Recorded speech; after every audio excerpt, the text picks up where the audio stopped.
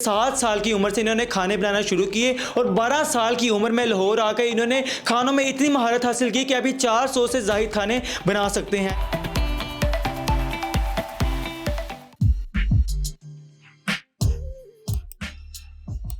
अस्सलाम वालेकुम नाज़रीन, डिजिटल अलायंस के साथ मैं हूं आपका मेज़बान अरसलान आरिफ। नाज़रीन, मेरे साथ अब्दुल अज़ीम मौजूद हैं जिनका ताल्लुक शायद उस घराने से है जिनके लिए एक वक्त का खाना खाना भी मुश्किल है। शायद यही वजह है कि 7 साल की उम्र से इन्होंने खाने बनाना शुरू किए और 12 साल की उम्र में लाहौर आकर इन्होंने खानों में इतनी महारत हासिल की कि अभी 400 से ज़ायद खाने बना सकते हैं। इतना टैलेंट कैसे आया, क्या वजह थी कि इतना इनको शौक़ आया खाने बनाने का कि आज ये इतने सक्सेसफुल है अपनी लाइफ में कि खुद खाने बना कर ये दूसरों को खिलाते हैं। इनसे बातचीत करते हैं और जानते हैं कि इनका हुनर इन्होंने कहाँ से सीखा, किसने इनको मोटिवेट किया और यहाँ तक का इनका सफ़र कैसा रहा। अस्सलाम वालेकुम, कैसे हैं अज़ीम? वालेकुम सलाम व रहमतुल्लाहि व बरकातुहू। अल्हम्दुलिल्लाह।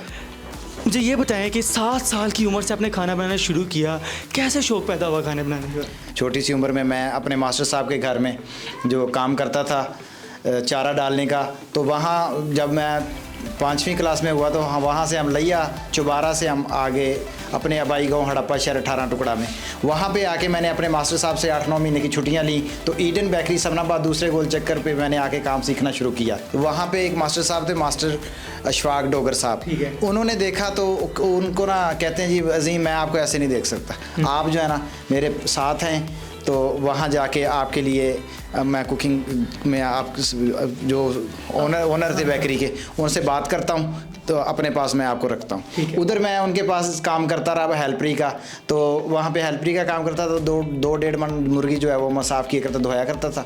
एक दिन अचानक मेरे मास्टर साहब जो खेलने चले जाते हैं, पीछे से आर्डर आ जाता है शवारमों का। तो उस वक्त इतना मोबाइल का दौर नहीं था, तो तकरीबन 3310 नोकिया ही आया था। तो ना तो मेरे मास्टर साहब के पास फ़ोन था ना मेरे पास था। तो हुआ ऐसे कि ऑर्डर नीचे से आ गया, तो मुझे जैसे भी लगाने आए ना, मैंने वो शुआर में लगा के तो नीचे भेज दी। ठीक है, 400 से ज़ायद पकवान आप बना लेते हैं, तो मुझे ये बताएं किस किस जगह पे जाके आप खाने बनाते हैं और कितना आपको खाना मशहूर है?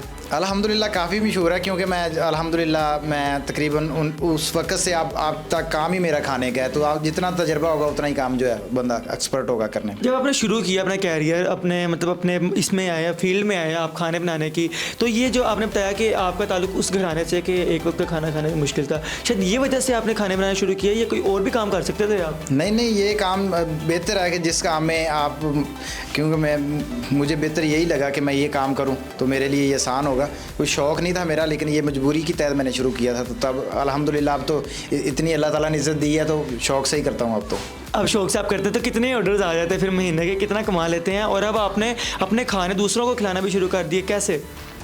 अल्हम्दुलिल्लाह वो बस खाना बनाते हैं तो काफ़ी ज़्यादा बाज़ का जो है बन जाता है, तो फिर जो ज़्यादा होता है हम गरीबों में दे देते हैं। ठीक हो, तो 400 खाने कोई कम मिकदार नहीं है। किस किस ने खा लिया और कहाँ कहाँ तक मशहूर है खाना आपका? अल्हम्दुलिल्लाह काफ़ी जगहों पे मैंने काम किया है। जैसा कि आपने पूछा, मैं कर्नल रशीद साहब के घर काम कर चुका हूँ, कर्नल वजाहत बुखारी के घर, और उनके वालिद साहब हैं ब्रिगेडियर साहब, उनके साथ कर चुका हूँ काम। और कस्टम कलेक्टर हैं शौकत भट्टी साहब, उनके साथ काम कर चुका हूँ। रहबर मेडिकल कॉलेज जो है, इनके 100 बच्चे का मैं खाना बनाता रहा हूँ। 2-3 साल तक मैंने ये खाना बनाया है। तो उधर बड़े बड़े ऑफिसर भी आपको पता है मौजूद होते हैं, कर्नल भी मौजूद होते हैं, और हर किस्म के डॉक्टर, बड़े से बड़े डॉक्टर, छोटे से छोटे, सब माशाल्लाह खाना खा चुके। आपने कदम कैसे रखा मार्केट में, किस तरह से अपने खाने को आप मार्केट में लेके आए, लोगों ने पसंद करना शुरू किया, लोगों ने लेना शुरू किया, कैसे शुरू हुआ सफ़र आपका? वो रहबर मेडिकल कॉलेज में एक मेजर साहब थे, उनके पास मैं काम करता था। 20,000 मेरी सैलरी थी। तो उनको मैंने रिक्वेस्ट की, सर मेरा गुजारा नहीं होता 20,000 में, मेरी 2 फैमिली हैं, वालदा साहबा की फैमिली भी और अपनी फैमिली, दोनों मैंने चलानी होती हैं। तो उन्होंने कहा बेटे नहीं, हम इससे ज़्यादा नहीं दे सकते, तो आप ना देख लें, अगर आपको नहीं समझ आती तो आप जो रिज़ाइन कर दें। तो फिर मैंने वहाँ से रिज़ाइन कर दिया था। तो उधर से ही कोई 20-25 लोग हैं, बच्चे जो हैं, जो अपने जिन्होंने क्वार्टर वगैरह लिए हुए हैं, तो वो मुझसे जो खाना उन्होंने मंथली लगवाया हुआ है, तकरीबन 10 बच्चियाँ खाना लेती हैं मुझसे, कुछ 15-20 बच्चे हैं जो मंथली खाना लेते हैं। 7,000 रुपये में मैं उनको दोपहर और शाम का खाना देता हूँ। यानी कि आपने फुल अपना मेन्यू तैयार किया हुआ है और उस मेन्यू के पॉइंट ऑफ व्यू सब चलते हैं? हाँ जी, ठीक है। तो मुझे ये पता है कि इतने देर होगी आप बच्चों के साथ हॉस्टलाइज बच्चों के साथ खाना उनको प्रोवाइड कर रहे हैं, उन्हें दे रहे हैं, तो बजट वगैरह कुछ बचता भी है या बस गुजारा हो रहा है? बचत जो है बस इतनी है कि अल्हम्दुलिल्लाह हमारे फैमिली का और मेरी वालदा साहिबा की फैमिली का जो है अच्छा निज़ाम चल जाता है। बचने बचाने वाले की तो आज कल आपको पता है इतना नहीं है सिस्टम। जिसका खाना इतना मशहूर हो, जिसके खाने के इतने पुकार हो, हर जगह से अजीम साहब खाना बनाते की आवाज़ आ रही हो, वो इवेंट्स वगैरह पे खाना बनाते हैं या सिर्फ एक जगह पे महदूद ही हैं? मैं बस वो कभी कभार जो है बड़ी दावत वगैरह हो किसी की तो कोई बुलाए तो उनके खाने में बनाता रहा हूँ। मैंने शौकत भट्टी साहब जो हैं उनके यहाँ भी बर्थडे पे वगैरह पे खाना बनाया हुआ है। कर्नल वजात बुखारी साहब हैं, उनकी बेटी की बर्थडे आई थी, उस पर मैंने खाना बनाया हुआ है।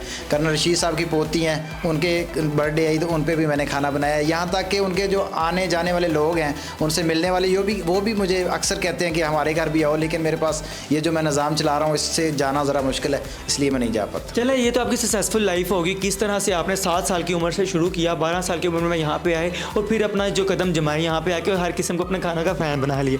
ये बात तो ख़त्म होगी। अगर बात की जाए हालात ज़िंदगी के बारे में, तो किस तरह से मुश्किलात पेश आई, क्या क्या मुश्किल फेस किया आपने, किस तरह यहाँ तक पहुँचे? मुश्किलें तो बहुत आई हैं, लेकिन बंदा सबसे ज़्यादा जो मुश्किल थी मेरे लिए वो थी जब मेरी वालदा साहिबा को हेपेटाइटिस की मर्ज़ लगी, क्योंकि उन्होंने मेरे से मजदूरी की हमारे लिए, कभी मुश्किल से मुश्किल हालात देखे, तो वो बीमार हो गई। हेपेटाइटिस के उस वक्त टीके जो लगते थे वो तकरीबन 20-20 हज़ार रुपये का एक टीका था।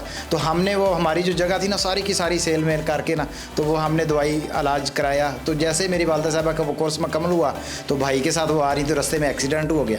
एक्सीडेंट हुआ तो उनकी लात की हड्डी जो है फ्रैक्चर हो गई। तो वो जो टाइम था ना वो बहुत मुश्किल था मेरे लिए। मैं ऐसे अपनी मामा को जैसे बच्चे को उठाया होता है, कमज़ोर थी तो उनको ऐसे मैंने उठा के रखा था। वो सबसे मुश्किल वक्त वो था मेरे लिए। सबसे मुश्किल वक्त वो था जब अपने काम करने में जो मुश्किलें आई हैं वो तो आम बंदे को मेहनत करते हुए कोई मुश्किलें आती हैं, ऐसा ऐसा ही बंदा कामयाब होता है, छोटे काम से बड़े काम की तरफ जाता है। जो हमारी नौजवान नस्ल है वो सोचती है कि अभी हम काम शुरू करें, यहाँ पे हमें लाखों के पैसे आने लग पड़े, और नेगेटिव बहुत सोचते हैं। जब नुकसान होता है, नफ़ा नुकसान होता है, तो वो जो है नेगेटिव सोचते हैं, पॉजिटिव वे में नहीं चलते। उनके लिए क्या कहना चाहेंगे आखिर में? मैं यही कहना चाहता हूँ कि काम कोई भी छोटा नहीं होता, बंदे की सोच छोटी होती है। छोटे काम से ही बंदा बड़े काम की तरफ जाता है। यकदम बंदा जर्नैल करनैल नहीं बन जाता। छोटे काम से शुरू करें, बिजनेसमैन बन जाएंगे आप। मेहनत करेंगे, पढ़ाई करेंगे तो अल्हम्दुलिल्लाह जनरल कर्नल भी बन जाएंगे। बहुत शुक्रिया आपका कीमती वक्त है। जी नाज़रीन, हमने आपकी मुलाकात करवाई है अब्दुल अज़ीम से, जिन्होंने 7 साल की उम्र से खाने बनाना शुरू किए और अब अपने खाने में इतनी महारत रखते हैं कि इनके खाने का हर कोई आप दीदा है। उम्मीद है हमारी आज की वीडियो आपको अच्छी लगी होगी। फिर मिलेंगे एक नई वीडियो के साथ। अपने मेज़बान अरसलान आरिफ को दीजिए इजाज़त। अल्लाह हाफिज़।